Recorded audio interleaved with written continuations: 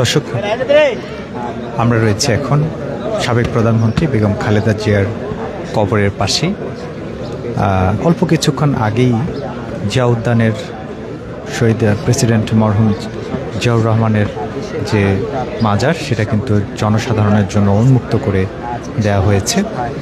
আর তারপরেই কিন্তু হুমড়ি খেয়ে পড়েছে মানুষের দল, এবং মানুষজন কিন্তু অধীর আগ্রহে অপেক্ষা করছিল যে তারা কখন সাবেক প্রধানমন্ত্রী বেগম খালেদা জিয়ার যেখানে চিরনিদ্রায় শায়িত সেই কবরের পাশে এসে তার জন্য দোয়া করবেন। সেজন্য সকাল থেকেই কিন্তু তারা অপেক্ষা করছিলেন জিয়া উদ্যানের মূল ফটকের বাইরেই। এই মুহূর্তে জনসাধারণের জন্য উন্মুক্ত রয়েছে বেগম খালেদা জিয়ার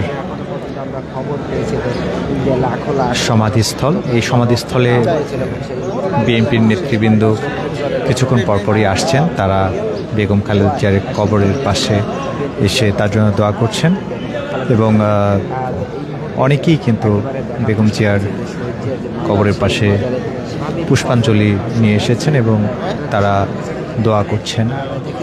এই মুহূর্তে আপনারা দেখতে পাচ্ছেন যে বেগম খালেদা জিয়ার যে কবর, সেই কবরের পাশেই কিন্তু নেতাকর্মীরা ভিড় করছেন, জনসাধারণ রয়েছেন যারা দোয়া করছেন।